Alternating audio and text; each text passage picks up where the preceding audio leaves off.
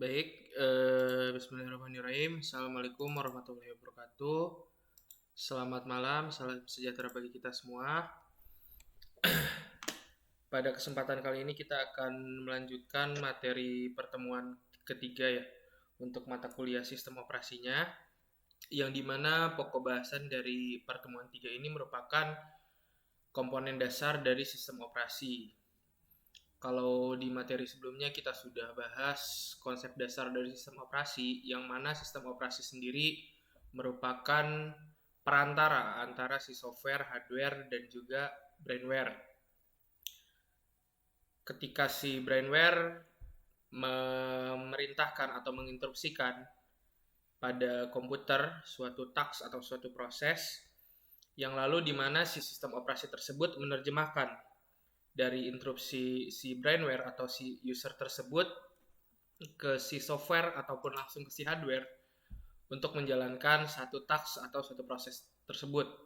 Contoh misalnya user memerintahkan untuk mengcompile satu program, yang dimana nanti proses compilingnya tersebut dia akan melibatkan prosesor. Nah, prosesor tersebut nantinya akan menerima sinyal dari si sistem operasi bahwasanya akan ada program dengan logika A yang membutuhkan kinerja dari LU, misalnya Arithmetic Logical Unit. Lalu dia akan memberikan interupsi atau memberikan sinyal ke si prosesor tersebut untuk mengcompile atau mengeksekusi si programnya.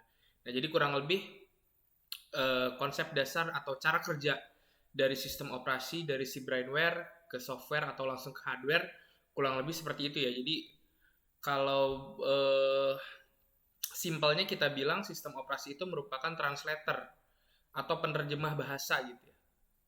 Jadi dia sebagai perantara antara si software, hardware, dan juga si brainware. Nah, sistem operasi merupakan perangkat lunak yang sangat kompleks. Sistem operasi menangani banyak hal, perangkat keras, perangkat lunak, dan juga pengguna. Sehingga sistem operasi memiliki banyak komponen yang memiliki fungsi masing-masing. Dari berbagai macam sistem operasi, tidak semuanya memiliki komponen yang sama. Itu tergantung dari jenis dari sistem operasinya seperti apa. Lalu sistem operasi mempunyai mekanisme untuk memproteksi dirinya sendiri, program yang berjalan, dan data-data penggunanya berjalan dengan baik. Sehingga sistem operasi mempunyai dua metode atau dua mode. Yang pertama dinamakan dengan mode user, yakni yang mengeksekusi atau yang menjalankan program itu dikendalikan oleh si pengguna, oleh si usernya. Contoh ketika kita ingin mengoperasikan aplikasi-aplikasi seperti Microsoft Word, Microsoft Excel, atau Microsoft PowerPoint, di mana yang mengendalikan untuk menjalankan si aplikasi tersebut adalah si usernya. Nah, beda halnya dengan mode kernel atau kernel mode, yang dimana si eksekusi program ini dikendalikan oleh sistem operasi atau dinamakan dengan dual mode operation. Contoh misalnya ketika kita menjalankan aplikasi yang memerlukan uh, resource dari si RAM atau mungkin resource dari prosesor yang memberikan instruksi atau yang memberikan perintah kepada si prosesor atau si RAM untuk mengalokasikan resource-nya sebagian untuk aplikasi tersebut, itu tidak langsung diperintahkan oleh si user, melainkan diperintahkan oleh si sistem operasi, yakni dengan si mode kernel ini. Jadi kalau misalnya kita bilang, Pak, ini kan kalau mode user, misalnya kita jalankan aplikasi ya Pak, misalnya kita jalankan Microsoft Edge. Tentu saja ketika kita menjalankan Microsoft Edge, ketika si user itu ngeklik Microsoft Edge dan mengoperasikan si Microsoft Edge tersebut, ada resource yang diperlukan, contohnya seperti prosesor ataupun RAM. Nah, itu berarti sudah bukan masuk mode user lagi dong Pak. Nah, itu benar. Jadi nanti prosesnya itu ada beberapa lapisan rekan-rekan. Jadi pada mode user ini biasanya proses eksekusi program atau eksekusi proses gitu ya. Ketika si prosesnya itu berjalan, itu sebenarnya yang hanya di sisi mode user ini hanya sebagian saja. Melainkan nanti di lapisan selanjutnya yang mengeksekusi program tersebut adalah si kernel tersebut atau si sistem operasi. Nanti kita akan lihat di diagramnya ya, atau di skemanya. Nah, dalam hal ini, eksekusi program dikendalikan oleh sistem operasi, dinamakan dengan dual mode operation. Nah, contohnya misalnya seperti ini. Di mana ketika si user memanggil program atau mengeksekusi program, contohnya misalnya tadi menjalankan Microsoft Edge, sistem akan dipanggil. Selanjutnya sistem akan dijalankan sampai nantinya si sistem tersebut atau si aplikasi tersebut mengalokasikan resource pada si hardware-nya. Nah, ini sudah ranahnya si kernel level atau sudah ranahnya si kernel mode. Jadi sebenarnya yang masuk ke user mode atau user level itu hanya atasnya saja ketika si program dipanggil, melainkan pada saat si program tersebut memerlukan alokasi memori pada alamat sekian ataupun memerlukan menginstruksikan proses ke si prosesor, nah itu sudah masuk ke ranah si kernel mode tadi. Jadi ada batasannya di bagian sini ya rekan-rekan. Jadi sebenarnya si mode user atau si user mode ini dia hanya sebagian saja, hanya lapisan atas saja, hanya kulit bagian atas saja. Sementara kulit bagian bawahnya itu sudah masuk ke kernel mode atau kernel level. Nah, lanjutannya dual mode operation diimplementasikan pada arsitektur perangkat keras. Sebuah bit disebut mode bit, ditambahkan pada perangkat keras untuk menunjukkan mode operasi saat itu. Nah, yang dimana si mode bit kan kalau kita ngomongin bit gitu ya, angka biner gitu ya, itu angkanya atau nilainya 0 atau 1. Nah, yang dimana 0 itu dia merepresentasikan untuk kernel mode. Biasanya kalau diproses kan dia ada kodenya, misalnya 0x bla bla bla bla bla, atau mungkin 1x bla bla bla bla bla. Nah, kalau 0 itu dia menunjukkan kernel mode dan 1 itu untuk user mode. Dengan adanya dual mode operation, maka eksekusi sebuah program dapat mengetahui sumber dayanya. Nah, saya mungkin coba cari ya, kita coba googling kernel mode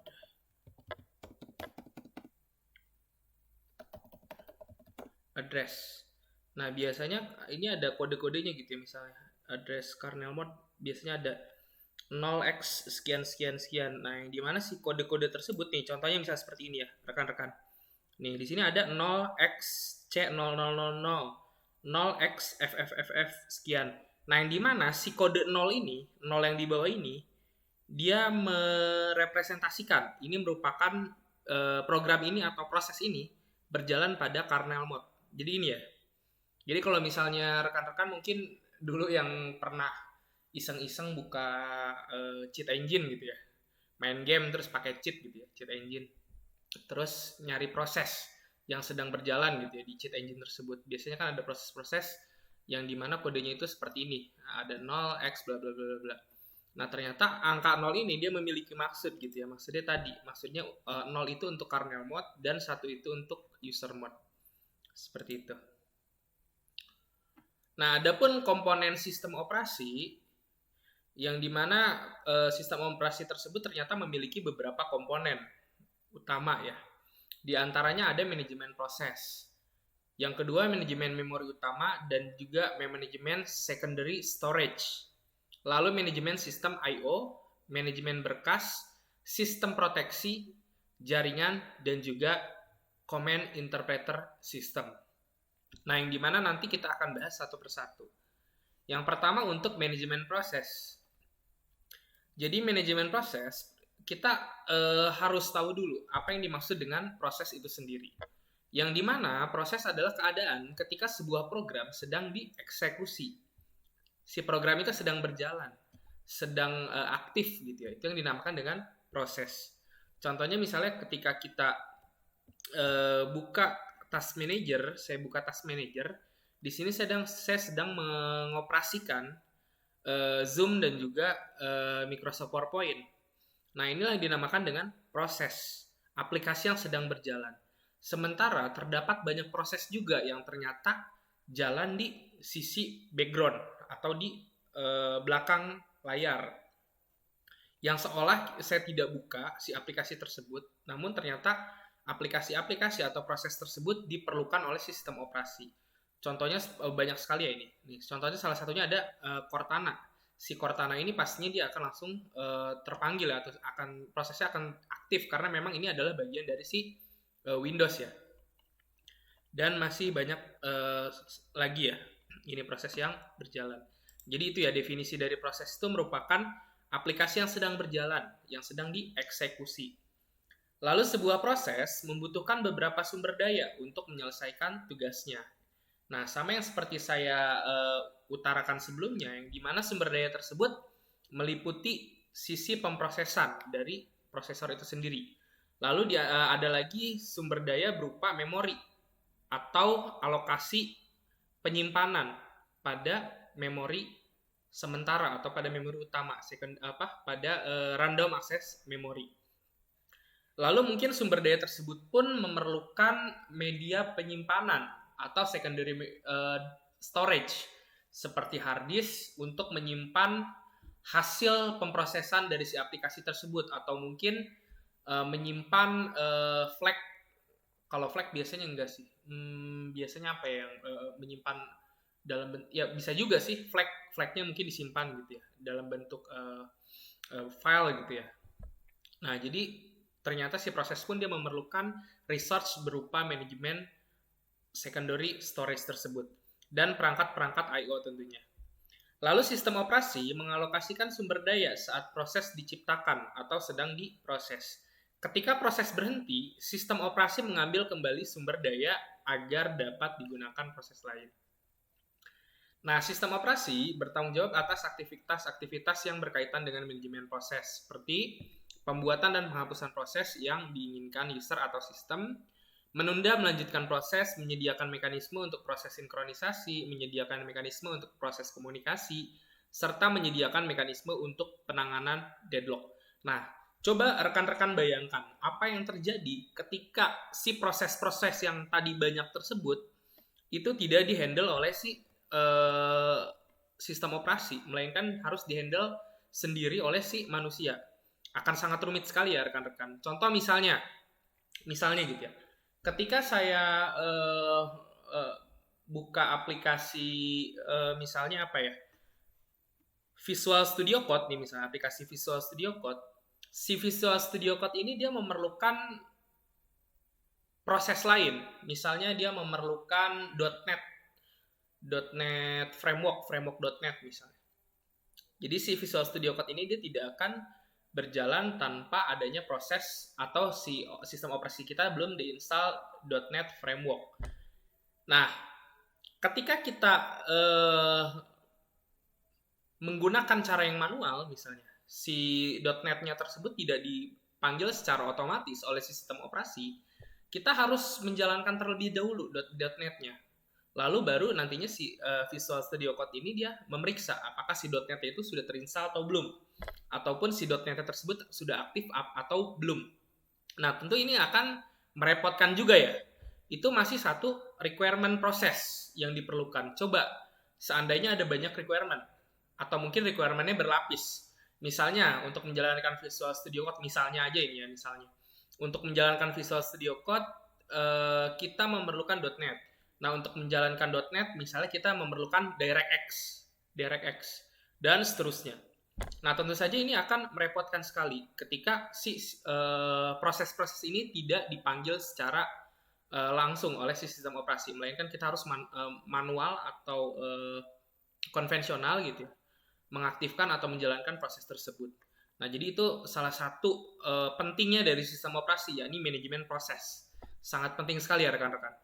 Dan lagi di mana misalnya ketika saya menjalankan Visual Studio Code, tentu saja saya akan memanggil proses si .NET framework tersebut. Lalu ketika si Visual Studio Code-nya saya matikan, tentu saja seharusnya si .NET framework-nya tersebut mati juga dong prosesnya. Karena memang si .NET framework tersebut sudah tidak digunakan kembali. Nah, namun ketika si sistem operasi dia tidak mematikan itu secara otomatis, atau kita harus mematikannya secara manual, terkadang kita lupa, ataupun terkadang kita enggan untuk mematikan proses tersebut. Apa yang terjadi? Yang terjadi nantinya si resource itu akan penuh, atau si resource tersebut akan sibuk dengan proses-proses yang memang seharusnya tidak lagi dijalankan. Seperti itu ya. Jadi pentingnya si manajemen proses pun fungsinya untuk memanage juga resource yang digunakan untuk proses tersebut. Jadi memang sangat penting sekali ya. Nah, yang pertama, jenis manajemen proses, pembuatan dan penghapusan proses pengguna atau sistem. Sistem operasi bertugas mengalokasikan sumber daya yang dibutuhkan oleh sebuah proses. Sistem operasi bertugas mengambil kembali sumber daya itu kembali setelah proses tersebut selesai agar dapat digunakan oleh proses lain. Nah, ini ya yang tadi saya jelaskan. Apa yang terjadi ketika si Visual Studio Code kita matikan, tapi ternyata si proses.NET framework yang tersebut belum mati. Nah, tentu saja nanti akan banyak resource yang terbuang atau resource yang digunakan yang seharusnya bisa dialokasikan untuk proses lain, namun ini masih digunakan untuk proses yang seharusnya tidak kita jalankan. Lalu menunda atau melanjutkan proses. Sistem operasi bertugas mengatur proses apa yang harus dijalankan terlebih dahulu berdasarkan prioritas dari proses yang ada. Apabila terdapat 2 atau lebih proses yang mengantri untuk dijalankan, sistem operasi akan mendahulukan proses yang memiliki prioritas yang paling besar. Maaf Pak, ini nggak di-record.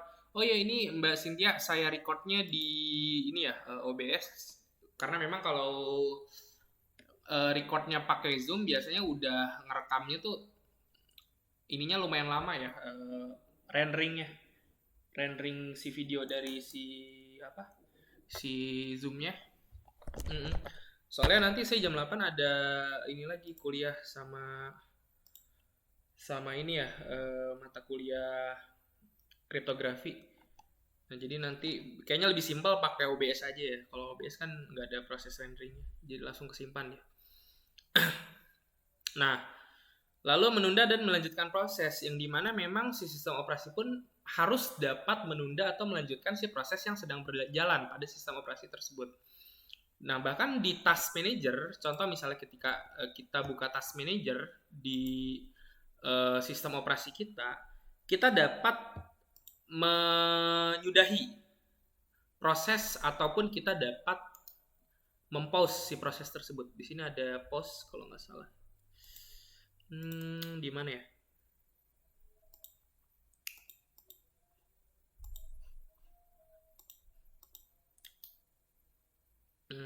Memori. Nah, jadi si sistem operasi pun dia harus memiliki kemampuan untuk menunda terlebih dahulu proses yang sekiranya tidak diprioritaskan. Dan lanjutnya si sistem operasi tersebut akan memprioritaskan si proses yang sekiranya memerlukan resource terlebih dahulu. Lalu menyediakan mekanisme untuk proses sinkronisasi. Nah, ini berhubungan dengan tadi ya, berhubungan dengan requirement dari si proses. Contoh misalnya, ketika si Visual Studio Code tersebut dia berjalan, si Visual Studio Code memerlukan bantuan dari si proses .NET Framework misalnya. Nah, agar si kedua proses tersebut dapat sinkron, tentu saja dia harus melalui perantara atau dibantu oleh si perantara. Siapa perantara tersebut? Perantaranya adalah si sistem operasi tersebut. Jadi si sistem operasi nantinya akan mengordinasikan antara si Visual Studio Code dengan si .NET Framework-nya. Oh, Visual Studio Code, kamu mau manggil .NET Framework terlebih dahulu ya? Oh ya, lalu si sistem operasi dia akan memanggil .NET Framework. Nah, semisalnya, ini misalnya saja. Semisalnya si .NET Framework ternyata dia memerlukan juga proses lain yang berjalan. Oh, ternyata saya perlu nih proses DirectX misalnya. Nah, selanjutnya nanti sistem operasi, ternyata karena si .NET Framework tersebut dia memerlukan DirectX untuk menjalankan prosesnya, maka si sistem operasi dia akan memanggil terlebih dahulu DirectX-nya sebagai syarat dari si proses .NET Framework tersebut berjalan. Nah, yang pertama mungkin yang akan dipanggil prosesnya oleh si sistem operasi adalah si DirectX-nya misalnya. Setelah DirectX-nya jalan, lalu nantinya si .NET Framework-nya akan dijalankan, dan yang terakhir, akhirnya si Visual Studio Code-nya akan dijalankan juga.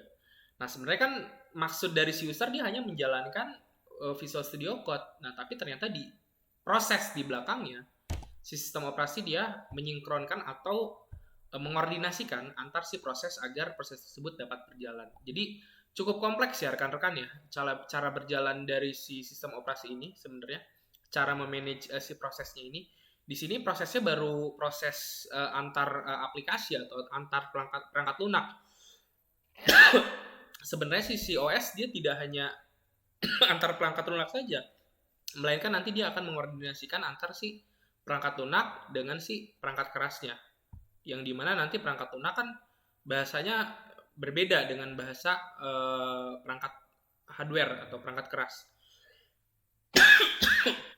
Jadi lumayan cukup kompleks sekali ya untuk cara kerja dari si sistem operasi ini.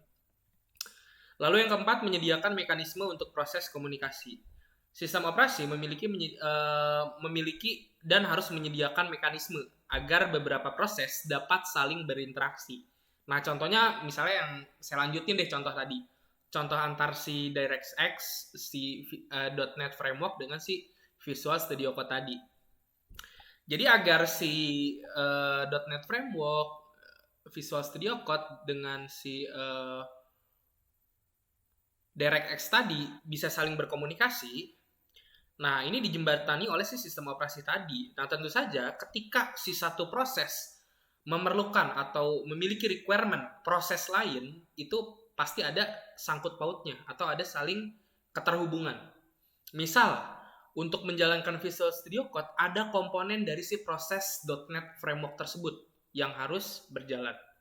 Begitu juga misalnya untuk menjalankan satu proses di .NET Framework atau satu task di .NET Framework memerlukan task atau komponen yang berjalan pada si DirectX ya.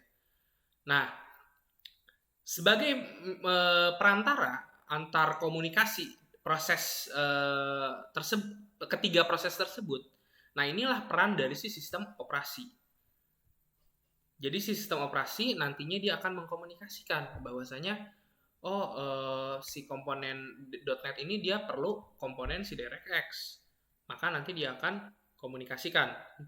Begitu juga dengan sumber daya dari si proses tersebut. Contoh misalnya untuk menjalankan task A itu akan menggunakan sumber daya dan juga proses di alamat AA misalnya. Nah, ketika si .NET Framework misalnya dia memerlukan resource AA tersebut, nah nantinya dia dapat berkomunikasi dengan si DirectX yang resource AA ternyata punya si DirectX, silakan diakses di resource AA ini.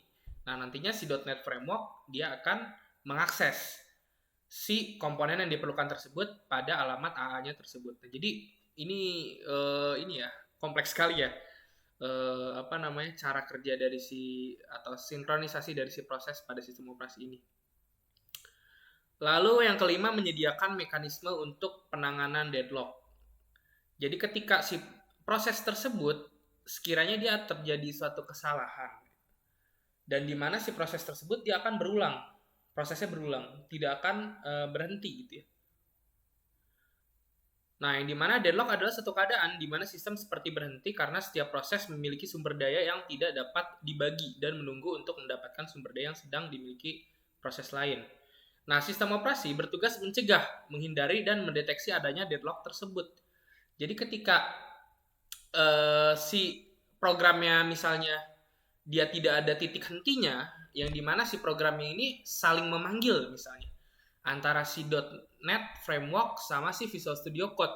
Jadi dia saling memanggil, tidak ada titik henti dari si proses pemanggilan tersebut. Nah, maka tugas dari sistem operasi adalah mencegah hal itu terjadi dan menghindari hal itu terjadi agar proses deadlock ini tidak berjalan. Nah, contoh misalnya deadlock pada lalu lintas jalan nih contohnya. Deadlock dianalogikan sebagai dua antrian mobil yang akan menyeberangi jembatan. Dalam kasus ini, antrian sebelah kiri menunggu antrian sebelah kanan. untuk mengosongkan jembatan. Begitu juga sebaliknya. Nah, contohnya seperti tadi rekan-rekan. Contohnya seperti si .NET Framework dengan si Visual Studio Code ini. Jadi masing-masing itu nunggu proses dari si proses lain. Jadi si .NET ini nunggu si proses si Visual Studio Code-nya selesai. Begitu juga sebaliknya. Nah, ternyata keduanya saling menunggu. Nah, sehingga menimbulkan deadlock ini. Nah, sistem operasi lah yang bertugas untuk menghindari dan juga mendeteksi adanya deadlock tersebut. Nah, adapun untuk manajemen proses ini di sistem operasi Windows tadi yang sudah saya coba jalankan gitu ya, pakai Windows Task Manager. Nah, kurang lebih seperti ini ya rekan-rekan ya. Jadi ini ada proses yang sedang berjalan pada sistem operasinya. Nah, ini mungkin tampilannya tampilan Windows 7 ya, kalau nggak salah Windows 7. Nah, lalu ini ada aplikasi yang sedang berjalan. Jadi memang biasanya di sistem operasi Windows antara aplikasi dan juga background proses itu dipisah biasanya. Aplikasi itu yang aplikasi proses yang benar-benar dijalankan oleh si manusia atau si brainware-nya. Nah, itu mungkin bisa dibilang kayak user mode-nya. Nah, sementara si proses atau background proses ini merupakan proses yang dijalankan oleh si sistem operasinya secara langsung. Jadi si proses ini yang diperlukan oleh sistem operasinya. Atau ini bisa dibilang kayak kernel mode-nya lah gitu ya. Nah, ini untuk manajemen resource. Jadi di sini bisa kelihatan ya USB CPU storage CPU usage history-nya, lalu ada juga memori yang sedang digunakan, lalu juga di sini ada kernel memory. Ini physical memory, lebih ke RAM kali ya. Lalu ada apa lagi ya? Ada network yang sedang digunakan. Contohnya misalnya di sini ada wireless, networknya sedang digunakannya itu berapa Mbps. Nah, ini ada juga ya. Nah, lalu yang kedua adalah manajemen memori utama. Nah, ini tidak jauh kaitannya dengan yang tadi sudah kita bahas ya, manajemen resource. Yang dimana memori utama sendiri yang kita tahu adalah RAM dan juga ROM. Adalah sebuah array yang besar dari word atau byte yang ukurannya mencapai ratusan ribu atau bahkan jutaan byte. Setiap word atau byte mempunyai alamat tersendiri. Memori utama berfungsi sebagai tempat penyimpanan yang akses datanya digunakan oleh CPU secara langsung atau perangkat I/O. Nah, yang dimana memori utama termasuk tempat penyimpanan data yang sementara, volatil. Artinya data dapat hilang begitu sistem dimatikan. Jadi, konsep utama dari si RAM atau Random Access Memory, data itu hanya akan tersimpan ketika si RAM-nya tersebut dialiri listrik. Jadi ketika si RAM-nya itu ada aliran listrik, maka datanya itu masih akan tersimpan. Sementara ketika si random access memory tersebut tidak dialiri listrik, datanya akan mati atau akan hilang. Nah, itu alasan mengapa disebut memori sementara atau bersifat volatil. Nah, sistem operasi tersebut dia bertugas juga untuk memanage memori utama ini atau memanage random access memory ini. Sekiranya proses tersebut akan memerlukan memori sebesar apa dan akan disimpan pada memori mana si prosesnya. Nah, itu adalah tugas dari si sistem operasi. Nah, sistem operasi bertanggung jawab atas aktivitas-aktivitas yang berkaitan dengan manajemen memori, seperti menjaga track dari memori yang sedang digunakan dan siapa yang menggunakannya. Jadi contohnya misalnya kalau kita analogikan memori atau RAM gitu ya. Kita analogikan seperti array. Tadi kan disebut ya array. Ini mungkin kalau rekan-rekan udah ngambil mata kuliah bahasa pemrograman, algoritma pemrograman harusnya sudah paham ya istilah array. Misalnya RAM tuh kurang lebih bentuknya kayak array di sini. Misalnya ada alamat-alamatnya gitu ya. Misalnya ini alamat A, ini hanya saja hanya analogi saja ya, A B C D gitu ya. Ada alamatnya A B C D E F gitu ya. Lalu 1 2. Misalnya kita analogikan seperti ini. Nah, misalnya di alamat A1 ini digunakan untuk Microsoft Word misalnya. Lalu misalnya di A2 ini digunakan untuk PowerPoint, PPT misalnya. Saya singkatnya. Lalu di B misalnya digunakan untuk Zoom. Nah, si sistem operasi ini bertugas untuk memanage atau menjaga track dari memori yang sedang digunakan. Dan siapa yang menggunakannya? Siapa yang menggunakan maksudnya aplikasi mana yang menggunakan. Contoh misalnya, sistem operasi dia memanage. Pada memori A1 ini sedang digunakan oleh aplikasi Microsoft Word. Berapa besaran memori yang digunakan? Nah, ini disimpan di sini. Ini adalah tugas dari si sistem operasi. Lalu yang kedua, tugasnya memilih program yang akan di-load ke memori.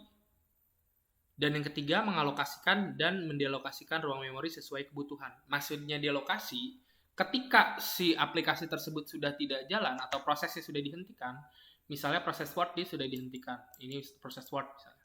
Sudah dihentikan. Nah, maka seharusnya memori yang ada pada memori Word atau pengalokasian data yang pada Word ini yang ada pada memori utama, pada RAM, harusnya dihapus juga. Nah, ini adalah tugas dari si sistem operasi. Lalu yang ketiga adalah manajemen secondary storage. Data yang disimpan dalam memori utama bersifat sementara dan jumlahnya sangat kecil. Tentu saja ketika kita ingin menyimpan data tersebut secara permanen, kita memerlukan secondary storage atau memori atau storage penyimpanan. Oleh karena itu, untuk menyimpan keseluruhan data dan program komputer, diperlukan secondary storage yang bersifat permanen dan mampu menampung banyak data. Sistem operasi bertanggung jawab juga atas aktivitas-aktivitas yang berkaitan dengan disk management, seperti free space management, alokasi penyimpanan, dan penjadwalan disk. Mungkin contohnya seperti ini ya rekan-rekannya.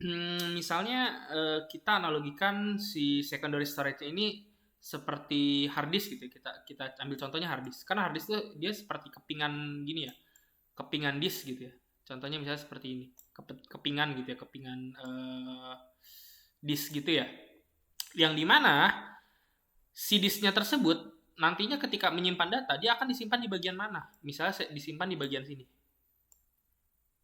Lalu nanti akan simpan bagian mana lagi? Di bagian sini.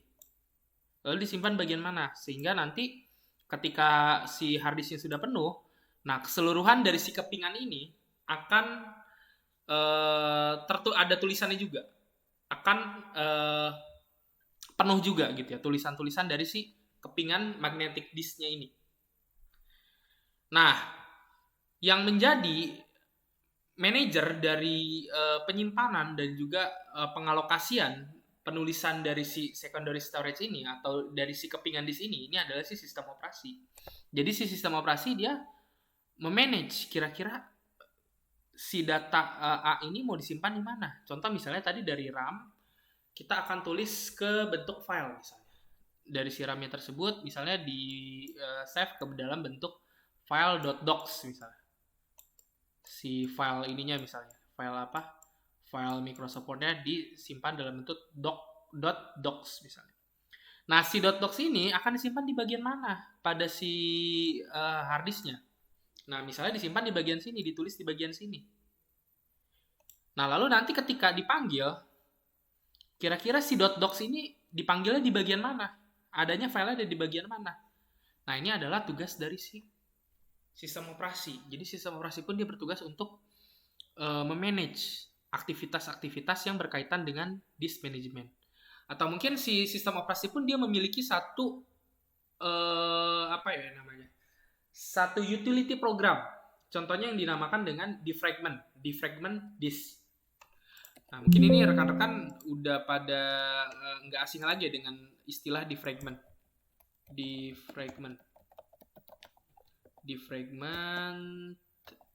Windows 10 ya.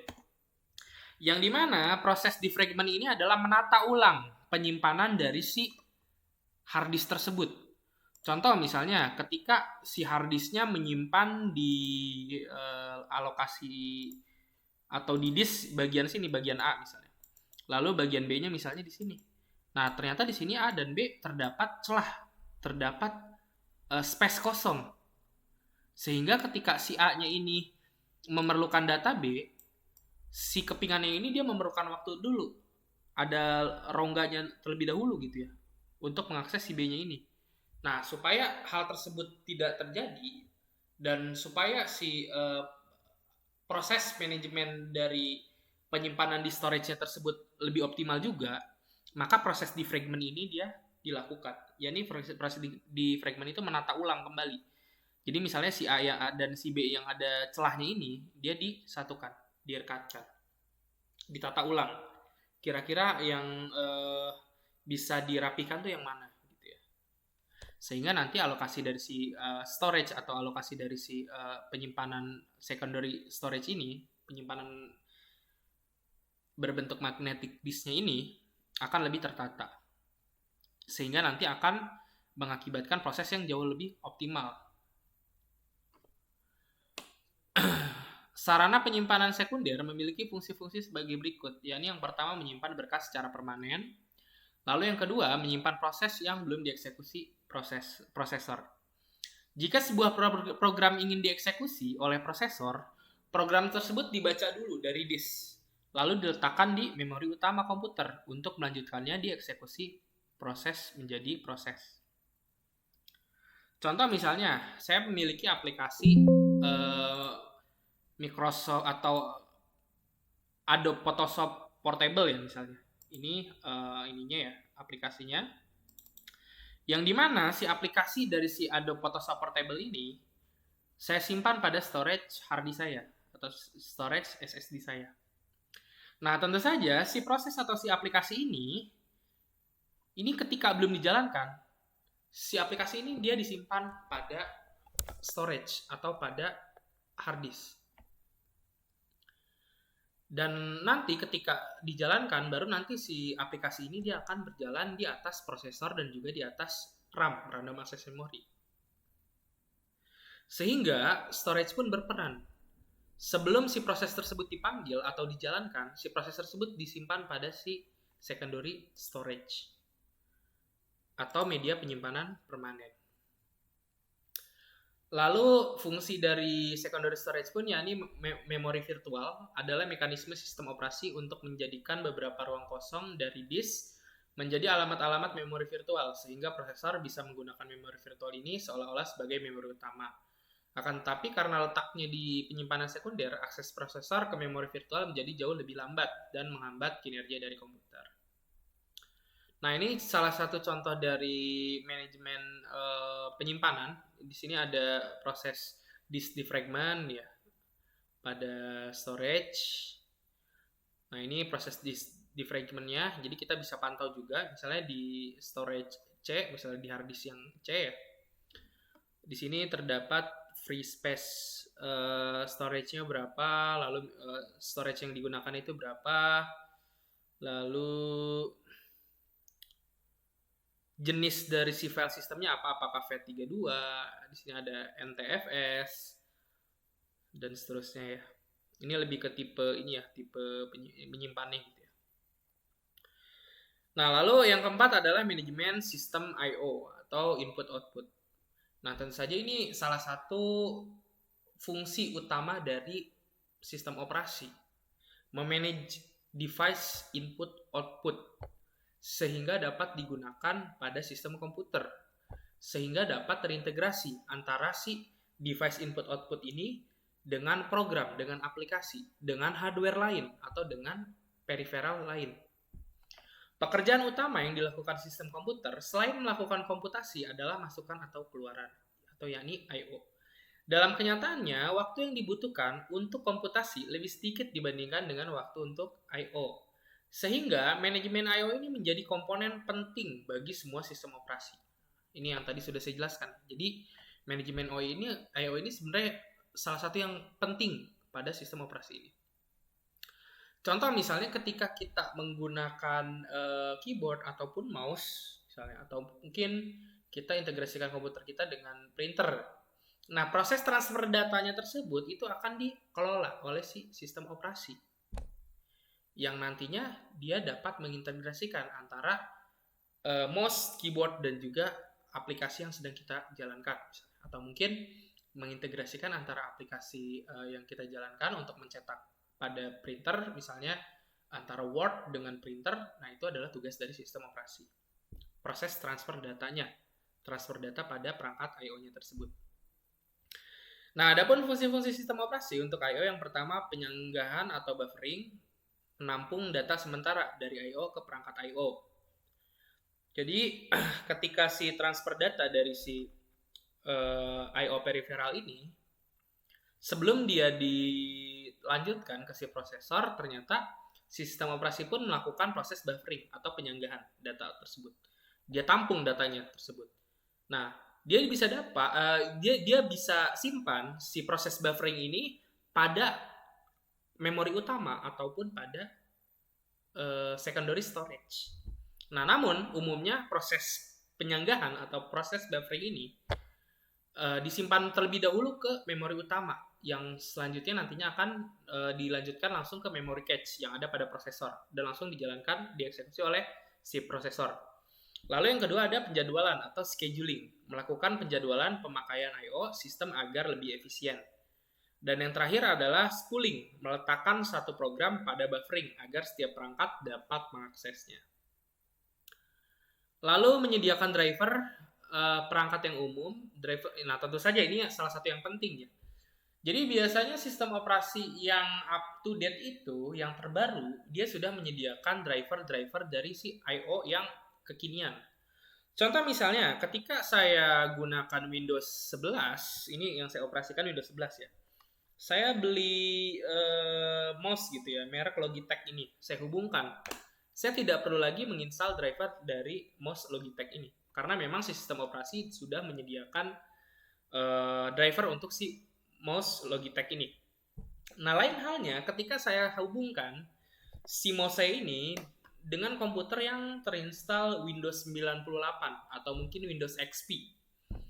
Nah, tentu saja si driver tersebut belum aktif atau belum tersedia karena memang pada masanya tersebut, pada masa Windows XP atau Windows 98, produksi dari si mouse Logitech ini belum diproduksi gitu ya. Si mouse Logitech ini belum diproduksi atau belum ada gitu ya. Mungkin mouse berbentuk wireless ini pun belum ada gitu ya, ketika tahun 98. Lalu yang kelima, menyediakan driver perangkat yang khusus, perangkat keras I/O tertentu seperti kartu suara, kartu grafis, dan juga motherboard. Nah, itu tentu saja ya, biasanya memang motherboard ataupun VGA pun dia memerlukan driver atau perangkat khusus untuk menjalankannya. Tapi biasanya untuk driver motherboard ataupun driver kartu grafis VGA biasanya ini belum terinstall sepenuhnya atau belum tersedia sepenuhnya pada sistem operasi karena memang si driver perangkat khusus seperti VGA tersebut dia memerlukan alokasi penyimpanan yang besar. Sementara pada saat kita menginstal sistem operasi, biasanya ukuran dari sistem operasinya pun itu tidak begitu besar ya. Paling hanya sebesar 30 GB mungkin ya. Sementara biasanya kalau driver VGA tuh ukurannya bisa nyampe 1 sampai 2 GB kan. Coba kalau itu hanya satu jenis VGA. Bayangkan VGA tuh kan ada banyak ya. VGA tuh ada jenis-jenisnya banyak, tipe-tipenya banyak dan seterusnya. Jadi memang biasanya driver-driver yang khusus itu atau perangkat yang khusus itu belum tersedia. Biasanya perangkat-perangkat yang umum saja. Contoh misalnya seperti driver VGA Intel gitu ya. Nah, itu biasanya sudah tersedia. Yang umum digunakan gitu ya. Nah, ini salah satu contoh dari manajemen resource atau manajemen input output pada sistem operasi Windows. Ini device manager ya. Kalau di device manager kan kita bisa lihat apa saja I/O yang terhubung, I/O peripheral. Misalnya kita buka ya, di ini. Nah, ini di device manager kita bisa lihat apa saja yang terhubung pada komputer kita. Contoh misalnya dalam menggunakan webcam ini atau ketika saya menggunakan webcam pada aplikasi Zoom ini, ternyata saya menggunakan kamera HD webcam ini. Lalu pada komputer saya ternyata ada juga network display adapter nih VGA-nya, yakni Nvidia GeForce RTX 3050 laptop GPU.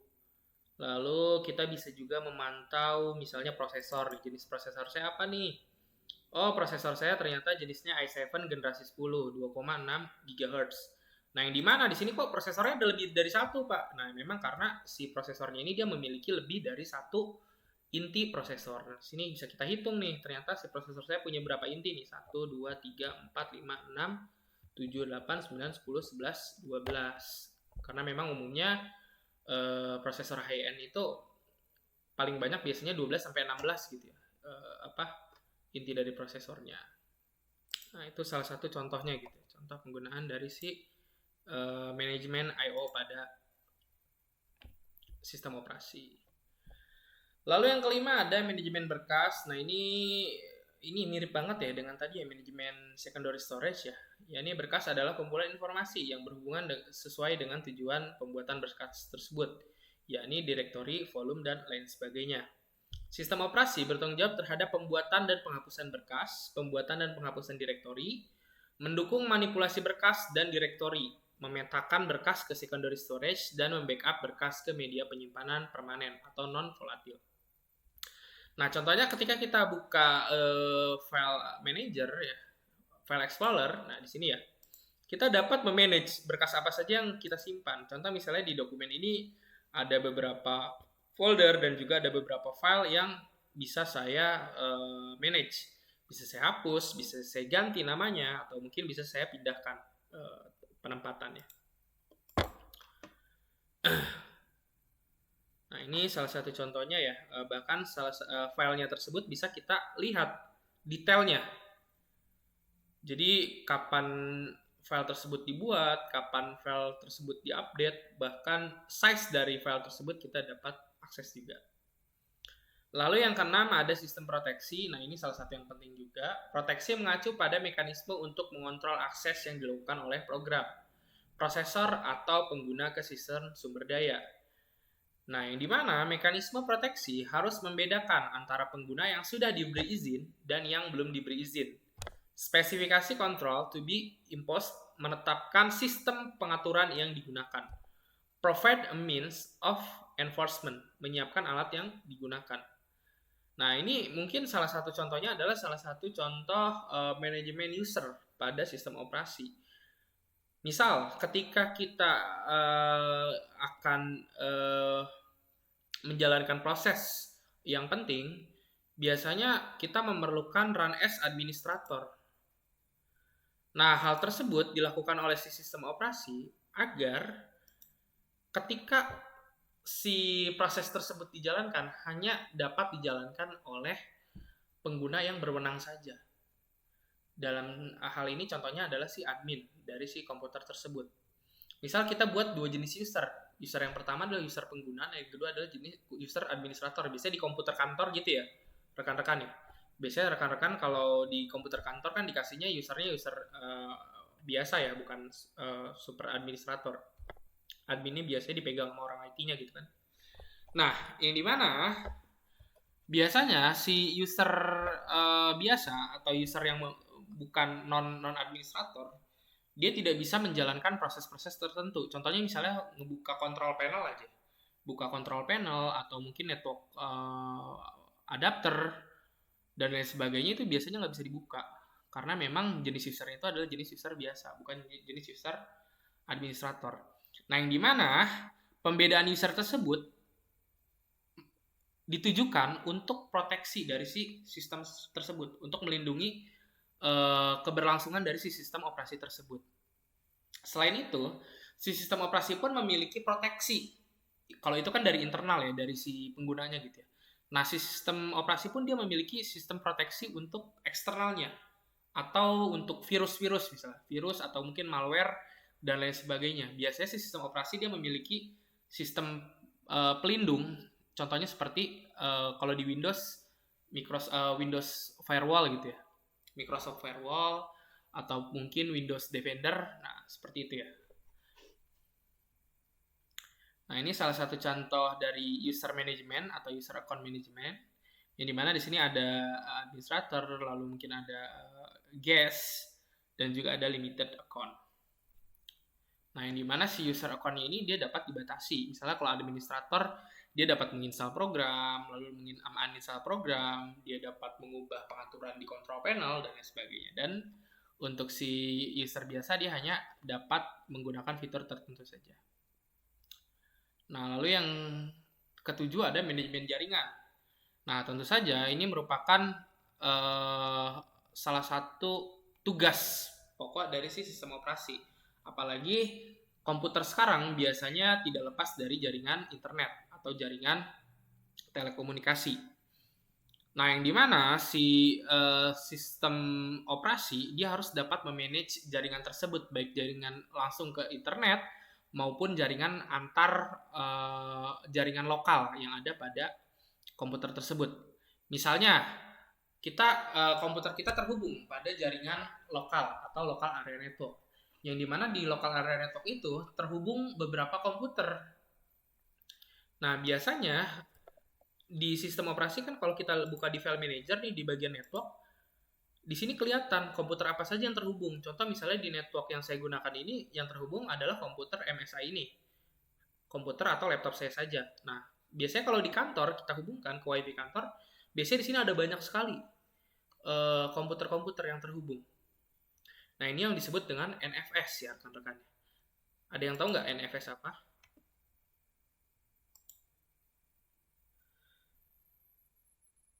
NFS apa? Ada yang tahu? Network File System ya. Nah, biasanya si operating system atau sistem operasi pun dia mendukung si NFS tersebut. Pada model sistem terdistribusi, jaringan komputer peer-to-peer atau komputer ke komputer ataupun client server, sistem operasi berfungsi untuk mengatur model komunikasi antar komputer dan komunikasi antar device jaringan. Jaringan komputer menyediakan akses bagi pengguna ke bermacam sumber daya sistem pada jaringan. Akses tersebut menyebabkan computation speed up, proses komputasi semakin cepat, increase data availability, dan juga enhance reliability, peningkatan kemampuan. Nah, ini kalau yang ke-8 sistem terdistribusi. Jadi memang operating system kekinian atau operating system modern biasanya sudah mendukung sistem terdistribusi ini. Jadi maksudnya apa Pak sistem terdistribusi ini? Jadi kita bisa gunakan seolah-olah banyak komputer sebagai satu komputer tunggal, yang dimana resource dari komputer tersebut akan disatukan. Misal, kita dalam satu jaringan lokal area network, kita memiliki 8 komputer, yang dimana si 8 komputer itu masing-masingnya memiliki prosesor 4 core atau memiliki 4 inti. Lalu masing-masingnya misalnya punya RAM 4 GB. Nah, kita kalikan 4 GB RAM tersebut dengan 8 komputernya. Berarti kita memiliki resource RAM sebesar 32 GB. Dan 4 core tadi dikalikan 8, misalnya jadi 64 core. Nah, 32 core. Nah, yang dimana si 32 core dan 32 GB tersebut kita dapat gunakan layaknya seperti komputer tunggal. Nah, itu yang disebut dengan komputer terdistribusi atau distribution computing. Nah, contoh dari sistem terdistribusi ini, kalau teman-teman udah masuk mata kuliah high performance computing, itu biasanya mengenal istilah Hadoop gitu ya, atau mungkin Apache Spark. Nah, itu adalah salah satu contoh dari distribution computation. Nah, adapun perbedaan OS jaringan dan OS terdistribusi, tiap komputer memiliki sistem operasi sendiri, setiap komputer memiliki file sendiri di mana data tersimpan. Sistem operasi masing-masing komputer dapat berbeda, file system dapat digunakan dengan mendukung NFS atau Network File System tadi. Nah, adapun contoh dari pengaturan jaringan pada sistem operasi sebagai berikut. Ini pada network connection, kita bisa atur IP-nya berapa, subnet max-nya ini bisa langsung keisi ya. Default gateway-nya berapa, atau mungkin kita bisa atur ini secara otomatis. Jadi kita biasanya pakai automatic IP address ya, nggak pakai static IP address lagi. Dan yang terakhir adalah Command Interpreter System. Nah, Command Interpreter System ini adalah sistem operasi menunggu instruksi dari user atau command driven. Program yang dapat membaca instruksi dan mengartikan control statement berdasarkan masukan dari user umumnya disebut dengan Control Card Interpreter atau CLI, Command Line Interpreter. Pada sistem Linux sering disebut juga dengan shell atau konsol. Command Interpreter System ini sangat bervariasi dari satu sistem operasi ke sistem operasi lain yang disesuaikan dengan tujuan teknologi I/O device yang ada. Contohnya CLI atau Command Line Interpreter Windows, lalu Pen Based Touch, dan lain sebagainya. Nah, contoh dari CLI atau Command Interpreter System pada Windows, kita bisa buka pada CMD atau Command Prompt. Ini salah satu contoh dari CLI. Jadi pada Command Prompt ini kita dapat instruksikan apa saja pada si Windows. Misalnya saya mau matikan komputer ini, saya bisa tuliskan di sini. Misalnya saya tuliskan shutdown gitu ya.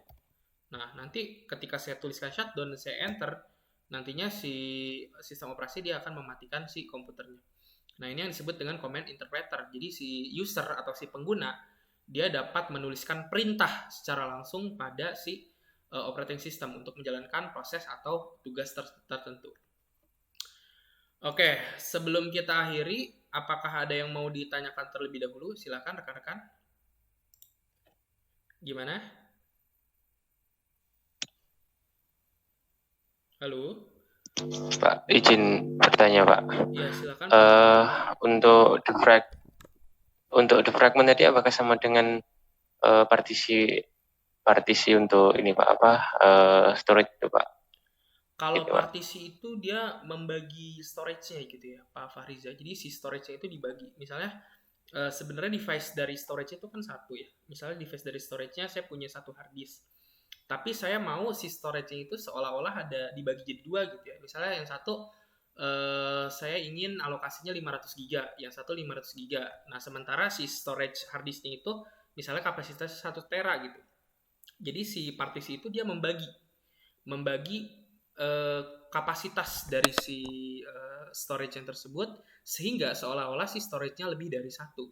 Sementara kalau proses defragment sendiri, dia itu mengatur, menata kembali penyimpanannya. Nah, mungkin kalau misalnya kita sudah lakukan partisi pada storage-nya, lalu kita lakukan merger kembali, nah itu biasanya penyimpanannya itu akan berantakan gitu ya, Pak Fariza. Biasanya berantakan gitu ya, penyimpanannya itu nggak karuan gitu ya.